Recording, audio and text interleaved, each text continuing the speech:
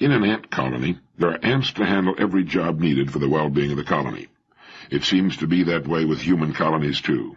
Regardless of the work needed to be done, there are people willing and quite able to do it. When I fly into another city, I know there'll be people there doing every job needed to be done.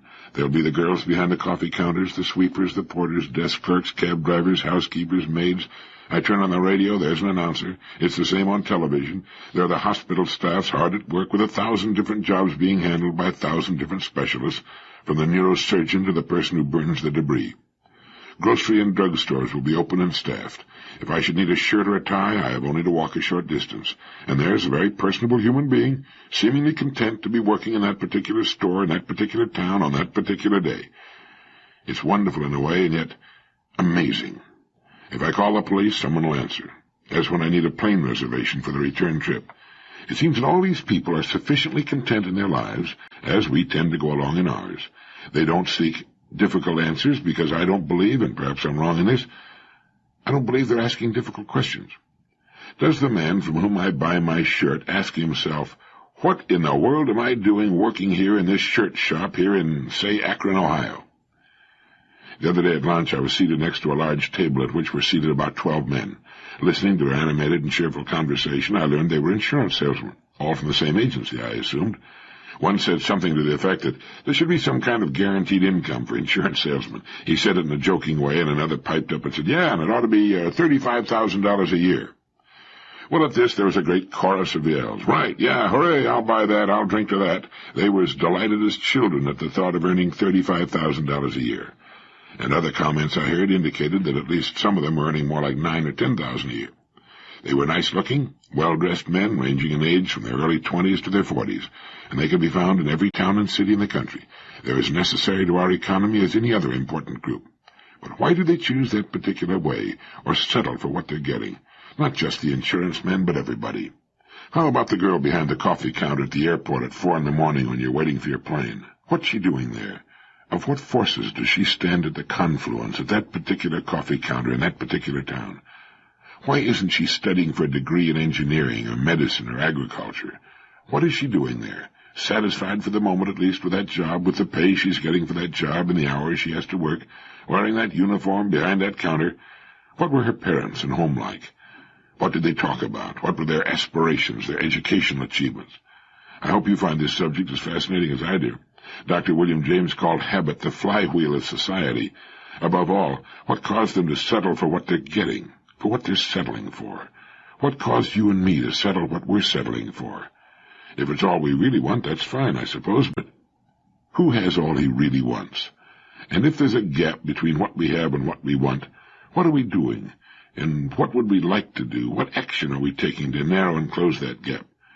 Perhaps it's more than we truly want.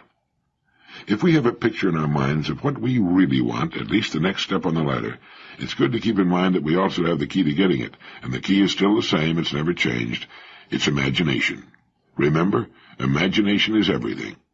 Any one of those young insurance men can earn $35,000 a year, the sum at which they were whistling and waving their arms. I spoke at a meeting of CLU's Chartered Life Underwriters in Hartford, Connecticut recently, in which practically every man in the room, more than 400, was earning $35,000 or more, often much more a year. They had found ways of utilizing their personal resources in such ways as to be of more service to their clienteles. The girl behind the coffee counter in the airport, what does she want? What is she looking for? Chances are her culture has taught her, despite everything to which she may have been exposed during her lifetime, that she is to find a husband and settle down to raise a family. What husband? Who? Why? It seems to become a matter of self-image, doesn't it? We see ourselves in certain lights, living certain ways, doing certain things, settling for different rungs on the ladder, different rungs of education, ways of living, income. But have we done it consciously? That is, have we articulated and decided upon the place we're shooting for, or have we let it be dictated by our early environment? It can be a conscious choice, for the insurance man, the waitress, for you and me. Here are some interesting definitions from a book now out of print by Dr. Emmett Fox entitled Make Your Life Worthwhile. A scientist is one who asks how. A philosopher is one who asks why. A hero is one who does the kind of thing that others are content to admire. A gentleman is one who never takes an advantage. A coward is one who sees the higher and chooses the lower. A thief is one who tries to get something on any plane which he has not earned. An adult is a person who has learned to control his emotions. A youthful person is one who's never bored. An elderly person is one who has lost the capacity for wonder. A quack is a doctor of any school who treats symptoms instead of causes. A crank is a person who does not see things in the way we do. Criticism is only an indirect form of self-boasting. The punishment of the liar is that he cannot believe anyone else. The curse of ignorance is that the victim never suspects it. That goes along with Plato's comments on the subject. The malice of poverty is to have nothing to give. The perfect man will be here when the perfect woman is here to claim him. And the man who overstresses his ancestors is like a potato plant. The best part of him is underground. He also had a good bit of advice to give.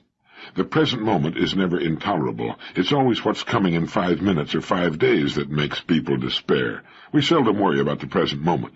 It's things that we're looking forward to that we worry about. The present job never tires people. It's work that's waiting for them that wears them out. If people would reflect that one can only do one thing at a time, and therefore there's never more than one thing to do at a time, there'd be less fatigue in the world. On Monday, one can only do Monday's work, and for Tuesday's work, there's Tuesday. Healthy fatigue comes from healthy physical and mental work, and usually one night's sleep is enough to repair it. Nervous strain is a different thing altogether, and comes from trying to do tomorrow's work today, or the task at 4 o'clock at 2 o'clock.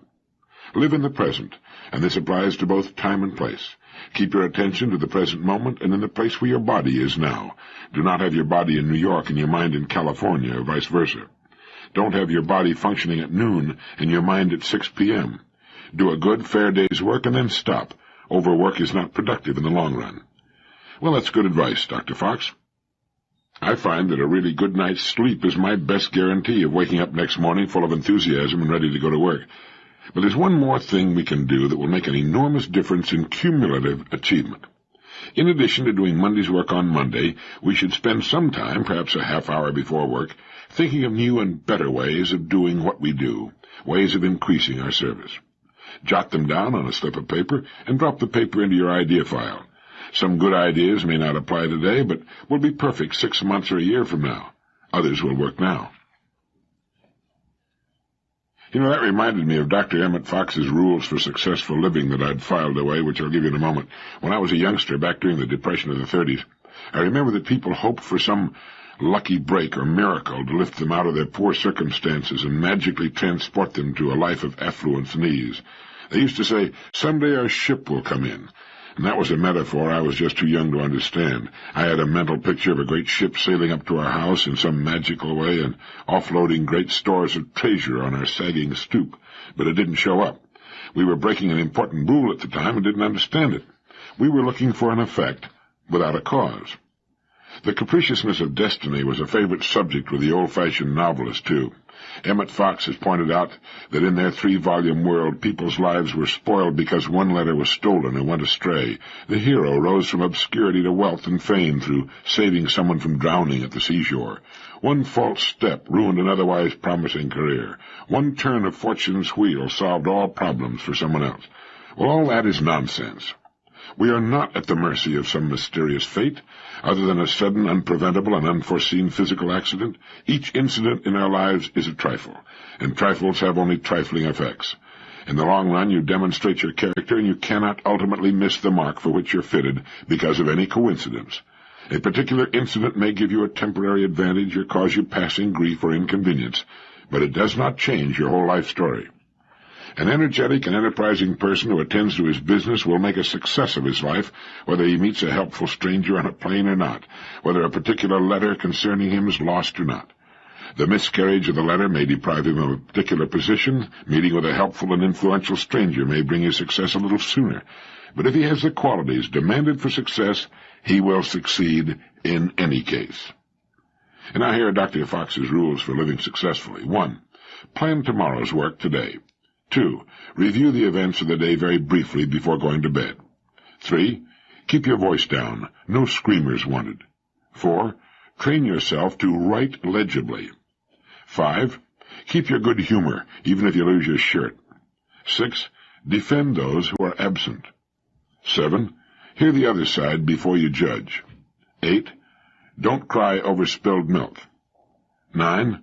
Learn to do one thing as well as anyone on earth can do it. Good rules, aren't they? They may seem obvious, even trite, but each one has hidden behind an enormous power for good and accomplishment. We should never waste our time looking for lucky breaks. Luck is what happens when preparedness meets opportunity. The cumulative effect of well-directed daily effort, even 5 days a week, is enormous. It builds up a great following wave that sooner or later is going to break all over us. But it isn't just work. It's work spiced with imagination that can do more for us in 5 years than we might otherwise achieve in 45. If a person works like a machine, he can work steadily for 40 years with a perfect attendance record and still not achieve much more than ordinary results. We judge the people in our company by being on the job when we want them, certainly, but it's the people with the ideas that make things happen who get the big stars after their names. I mentioned that luck is what happens when preparedness meets opportunity. Now, opportunity is always present. It's our preparedness that helps us see it and seize it. And it comes back to Einstein's reason for living. We're here to serve. Preparedness helps us serve better. Using our imagination helps us serve even better. The rewards will come of their own accord. We don't even have to concern ourselves about them. Some time back I met a man who told me a very interesting story. He had been an artillery officer in the Second World War, and his battalion came very close to being overrun during the Battle of the Bulge. They managed to hold their position, but in doing so they were exposed to the cold for such a long period of time that this officer's feet were frozen. The battalion doctor, who had been an OB man in civilian life, told him that he should send him back to the rear for hospitalization, but if he did, he was afraid because of the sudden great jam of injured flooding to the rear that they might amputate the feet. And he suggested that the officer stay where he was, and while he couldn't promise anything, the doctor would try his best to save his feet for him. Well, as it turned out, he was able to do just that, and today the Battle of the Bulge and the frozen feet are only a memory. But a big part of that memory is of the doctor who went to a lot of special trouble, despite his crowded, hectic days, to save those feet. We can all look back to someone who took special pains to serve us. In many cases, it was a conscientious parent or teacher who refused to be satisfied with just doing his job and no more. I think the lesson there is important. It's that what we do and how we do it is important. We can never tell when something we say or do or a little extra effort we take will go a long way toward helping someone, maximizing our service. Nor do we have to wait for large and important occasions. The opportunity is present every day. Just as we've been helped by thoughtful and conscientious people ourselves, we should remember that a word, an act of kindness or generosity, or maybe just being patient and concerned, can make a big difference in someone's life.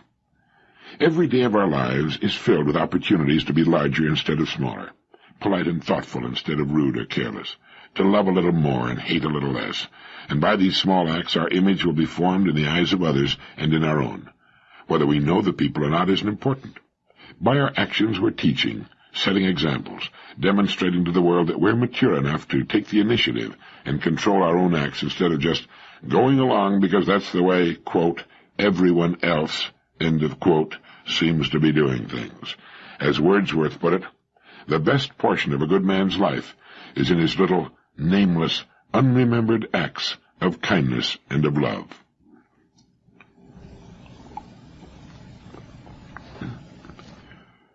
When we think of service, we tend to think of being busy, but that's only part of the story. Idleness is important, too. The kind of leisure we need in order to listen to that inner voice, to let our imaginations really take off. In his book, The Conquest of Happiness, the famed British mathematician Bertrand Russell blames modern parents for failing to recognize the advantages to their youngsters of what he calls fruitful monotony. He wrote, "A generation that cannot endure boredom will be a generation of little men, of men unduly divorced from the slow processes of nature, of men in whom every vital impulse slowly withers as though they were cut flowers in a vase." Today's great concern is for organized, supervised, and directed activity. Each year, fewer children are being left alone long enough to discover and enjoy the world, the time of fruitful monotony. Too many of us feel we have to pacify and occupy our kids with toys and more toys, games and television. Television has to take up some time that would otherwise be spent in creative activity. Robert W. Wells, a feature writer for the Milwaukee Journal, wrote an article many years ago which I clipped and saved, and he said, "Children have an inalienable birthright, the leisurely, pressure-free hours when a child is thrown on his own resources and forced to become acquainted with himself." Wells told of a time when he was a boy that he found himself terrifically bored. He complained to his grandmother about having nothing to do. And then he wrote, "She took me by the hand and led me out onto the big front porch, where a succession of fiercely preoccupied bumblebees plunged headlong into the blue morning glory blossoms. The sounds and smells of summer were in the air, and his grandmother said, 'Nothing to do? The world is there. Go use it.'" And I remember reading about a mother who, when one of her children would complain about having nothing to do, would empty her large container of buttons on the floor and say, "There's something for you to do. Pick up all those pretty buttons and put them back in the basket." That only happened about twice with each child before he or she found things to do without coming to complain to the mother about boredom. Boredom is a great time for reflection, for using the imagination.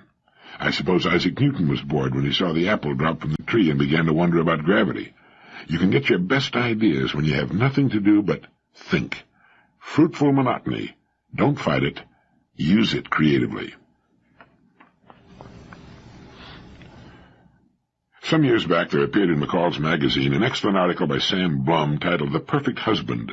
It seems Sam Blum put together some kind of a survey which turned up the interesting fact that women are not particularly interested in handsome men.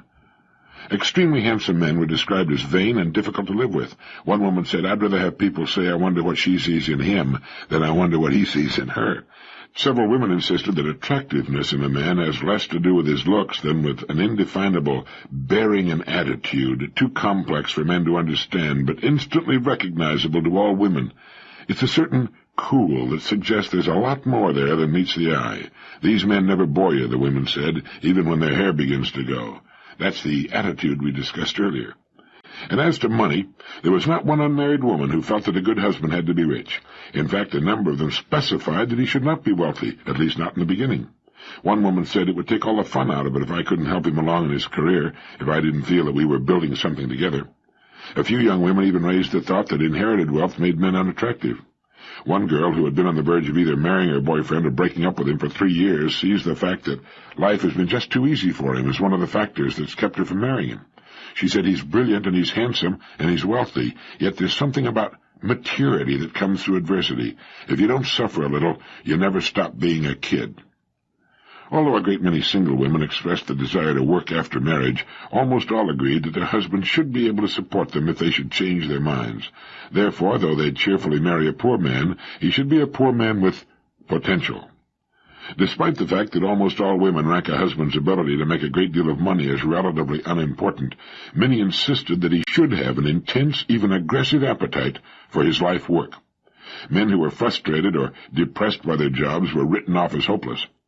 The willingness to work 18 hours a day, at least when he's getting started, was highly praised, and many an unmarried girl was proud of the fact that she would never come between her husband and his work. You know, there are 2 important points in that interesting little survey. Women, too, realize the importance of a person's life's work, the one thing at which he's decided to become great. She should have one, too, of course. And 2, the willingness to work 18 hours a day, at least when he's getting started, was highly praised. Women understand that a man must have an important work to do in addition to wife, home, and family. The home and family can constitute the whole world of many women. It almost never can for a man. Man is the hunter, and he must leave the family to make his mark in the world. Many women must also do this. They simply have no real interest in taking care of a home, nor should they necessarily. The racial memory of tending the fire and babies is bred into every woman, just as hunting is bred into every man. But in some it's stronger than others, and in the modern world there are a good percentage of women to whom a career outside of the home is much more important to them. Getting back to Sam Blum's survey, one woman said, "All diamonds have flaws, and my diamond, my jewel, my husband, has more flaws than you'd believe. I often contemplate murdering him for the insurance money. But the thing that keeps me from doing that is that I then look at other women's husbands, and you know, I couldn't stand them for a minute. And so I guess you could define the good husband as the one who, for absolutely no good reason in the world, makes you feel that when you're with him, you're home." In asking the question, "Why am I here?" we should most certainly read the excellent book On Becoming a Person by the distinguished psychotherapist and psychologist Carl R. Rogers. In Chapter 8, To Be That Self Which One Truly Is, a Therapist's View of Personal Goals, Dr. Rogers tells of an important study in which Charles Morris investigated objectively the pathways of life which were preferred by students in 6 different countries: India, China, Japan, the United States, Canada, and Norway. As one might expect, he found decided differences in goals between these national groups. He also endeavored, through a factor analysis of his data, to determine the underlying dimensions of value which seemed to operate in the thousands of specific individual preferences. Without going into the details of his analysis, we might look at the 5 dimensions which emerged, and which, combined in various positive and negative ways, appeared to be responsible for the individual choices. The first such value dimension involves a preference for a responsible, moral, self-restrained participation in life, appreciating and conserving what man has attained. The second places stress upon delight in vigorous action for the overcoming of obstacles. It involves a confident initiation of change, either in resolving personal and social problems or in overcoming obstacles in the natural world. The third dimension stresses the value of a self-sufficient inner life with a rich and heightened self-awareness. Control over persons and things is rejected in favor of a deep and sympathetic insight into self and others. The fourth underlying dimension values a receptivity to persons and to nature. Inspiration is seen as coming from a source outside the self, and the person lives and develops in devoted responsiveness to this source. The fifth and final dimension stresses sensuous enjoyment, self-enjoyment, the simple pleasures of life, and abandonment to the moment, a relaxed openness to life are valued. Well, that's a significant study, one of the first to measure objectively the answers given in different cultures to the question, what is the purpose of my life? It's also helped to define some of the basic dimensions in terms of which the choice is made. As Morris says, speaking of these dimensions, it's as if persons in various cultures have in common 5 major tones in the musical scales on which they compose different melodies. But then Carl Rogers writes, I find myself, however, vaguely dissatisfied with this study. None of the ways to live which Morris puts before the students as possible choices, and none of the factor dimensions, seem to contain satisfactorily the goal of life which emerges in my experience with my clients. As I watch person after person struggle in his therapy hours to find a way of life for himself, there seems to be a general pattern emerging, which is not quite captured by any of Morris's descriptions. The best way I can state this aim of life, as I see it coming to light in my relationship with my clients, is to use the words of Soren Kierkegaard, to be that self which one truly is. He then writes, I'm quite aware that this may sound so simple as to be absurd. To be what one is seems like a statement of obvious fact rather than a goal. What does it mean? What does it imply? He goes on to point out that he observed a tendency on the part of the person in therapy to move away from, hesitantly and fearfully, from a self that he is not. As one professional man put it, I finally felt that I simply had to begin doing what I wanted to do, not what I thought I should do. This is a complete reversal of my whole life. I've always felt I had to do things because they were expected of me, or more important, to make people like me. The hell with it. I think from now on I'm going to just be me, rich or poor, good or bad, rational or irrational, logical or illogical, famous or infamous. So thanks for your part in helping me to rediscover Shakespeare's "To thine own self be true." A little later, Dr. Rogers quotes Kierkegaard's description of the individual who really exists. An existing individual is constantly in process of becoming, and translates all his thinking into terms of process. It is with him as it is with a writer in his style, for he only has a style who never has anything finished, but moves the waters of the language every time he begins, so that the most common expression comes into being for him with the freshness of a new birth. It's important that you read this small but important book, to get the full meaning of how people who find difficulty in finding themselves manage to fight their way through. Dr. Rogers writes, it seems to mean that the individual moves toward being, knowingly and acceptingly, the process which he inwardly and actually is. He moves away from being what he is not, from being a facade. He's not trying to be more than he is, with the attendant feelings of insecurity or bombastic defensiveness. He's not trying to be less than he is, with the attendant feelings of guilt or self-depreciation. He's increasingly listening to the deepest recesses of his physiological and emotional being, and finds himself increasingly willing to be, with greater accuracy and depth, that self which he most truly is. It seems many people find difficulty in realizing that it's perfectly all right to be what they really are. It reminds me again of Thoreau's great comment, "We have only to move in the direction of our dreams to meet with a success unexpected in common hours." The way I see it, becoming what we are is a process that should go on as long as we live. It's not something that becomes ended, finished. It involves change, a moving away from what we are not toward what we are. It can mean repudiating our old selves and old beliefs. And in becoming what we are, we should keep in mind that it is usually through service, whatever service it may be that fits our own unique genetic set, that we'll find meaning, at least in our culture and age. In his summary of Chapter 8, Dr. Rogers writes, "The characteristic movement I've said is for the client to permit himself freely to be the changing, fluid process which he is. He moves also toward a friendly openness to what's going on within him, learning to listen sensitively to himself. This means that he is increasingly a harmony of complex sensings and reactions rather than being the clarity and simplicity of rigidity. It means that as he moves toward acceptance of the isness of himself, he accepts others increasingly in the same listening, understanding way. He trusts and values the complex inner processes of himself as they emerge toward expression. He's creatively realistic and realistically creative. He finds that to be this process in himself is to maximize the rate of change and growth in himself. He's continually engaged in discovering that to be all of himself in this fluid sense is not synonymous with being evil or uncontrolled. It is instead to feel a growing pride in being a sensitive, open, realistic, inner-directed member of the human species, adapting with courage and imagination to the complexities of the changing situation. It means taking continual steps toward being in awareness and in expression, that which is congruent with one's total organismic reactions. To use Kierkegaard's more aesthetically satisfying terms, it means to be that self which one truly is. I trust," he goes on to write, "I've made it evident that this is not an easy direction in which to move, nor one which is ever completed. It's a continuing way of life."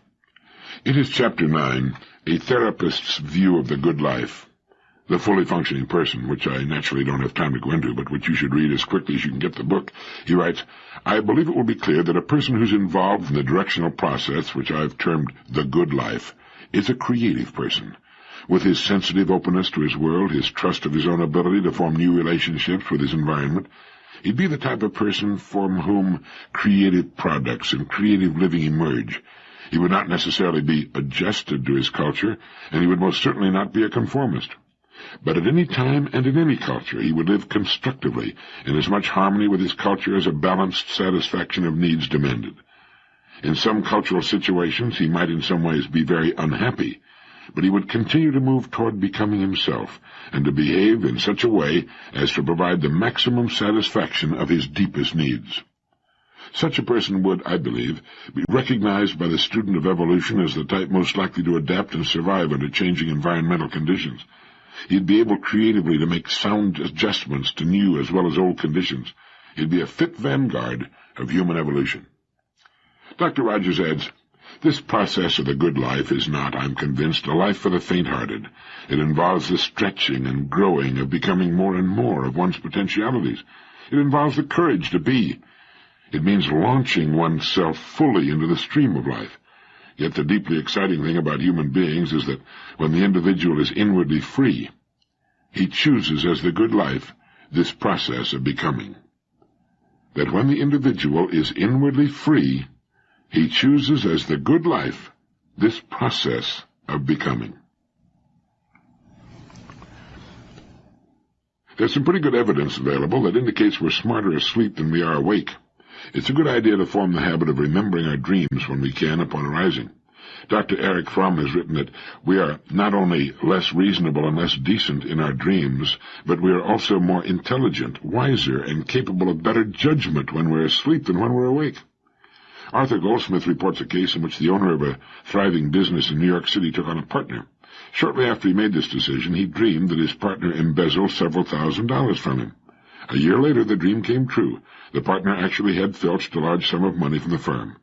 Dr. Fromm explains it as an example of how the unconscious mind sometimes can judge character more shrewdly than can the conscious waking mind.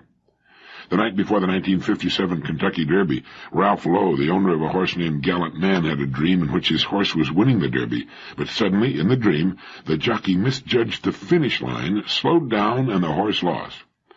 Lowe then related the tale to his trainer, and the trainer told Willie Shoemaker about it. Willie was the jockey riding Gallant Man in the Derby. In the actual race that afternoon, Willie, with his horse in the lead, suddenly pulled Gallant Man up short before reaching the finish line, with the result that Iron Liege won and Gallant Man was second. Dr. Fromm explains that the waking mind often is distracted by a kind of psychological noise or static, fear, vanity, prejudice, over-concentration on one aspect of the situation and the like. These emotions and prejudices sometimes interfere with clear observation and accurate judgment. But during sleep, the static is shut off, and we can form clearer, more honest opinions, thus more accurately predicting the course of future events. As another analyst put it, we know more than we think we know. One time a yachtsman who went to sleep aboard his anchored boat was disturbed by a dream in which a voice warned him that another boat was bearing down on him, threatening a collision. He awoke so upset by the vivid warning that he went on deck for a look around. Everything was quiet, although a thick fog had rolled in during the night, cutting visibility to nearly zero. He went below again and fell asleep to have the same ominous dream. This time he was so disturbed he climbed the mast to get a look above the fog bank, and was just in time to see the mast of another vessel bearing down on him. He shouted a warning, and the skipper of the other craft swung his helm, barely avoiding a collision. Now it's possible that the yachtsman sensed in his sleep the distant throbbing of the other craft's engine, a vibration which might carry for considerable distance on a still, foggy night. Even though the sound was too faint to register on his waking conscious mind, it may have been picked up by his sleeping unconscious mind, which flashed him a warning of danger through a dream.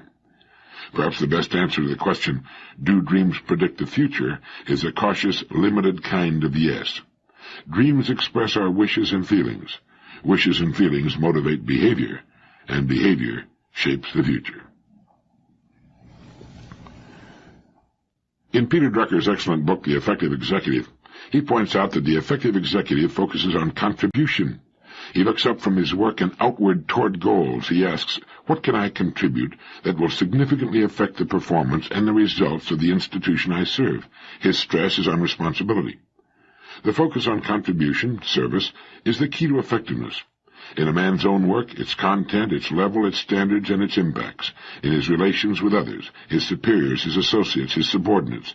In his use of the tools of the executive, such as meetings or reports. The great majority of executives tend to focus downward. They're occupied with efforts rather than with results.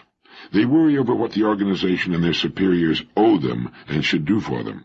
And they are conscious, above all, of the authority they should have. As a result, they render themselves ineffectual. The head of one of the large management consulting firms always starts an assignment with a new client by spending a few days visiting the senior executives of the organization one by one. After he's chatted with them about the assignment and the client organization, its history and its people, he asks, though rarely, of course, in these words, "And what do you do that justifies your being on the payroll?" The great majority, he reports, answer, "I run the accounting department," or "I'm in charge of the sales force." Indeed, not uncommonly, the answer is, "I have 850 people working under me." Only a few say, "It's my job to give our managers the information they need to make the right decisions," or "I'm responsible for finding out what products the customer will want tomorrow," or "I have to think through and prepare the decisions the president will have to face tomorrow."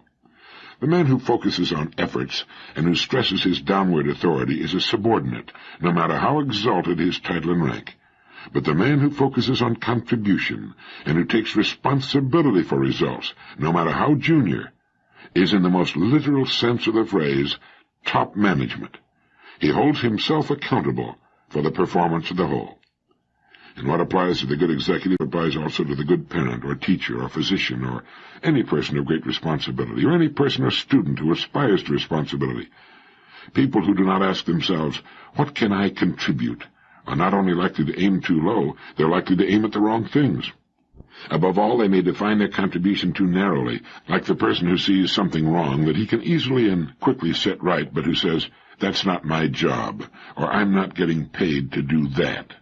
As Peter Drucker says, the effective executive focuses on contribution, service, He looks up from his work and outward toward goals, and because his entire concentration is on contribution, he reaps far more in the form of rewards in every department of his life. Thank you.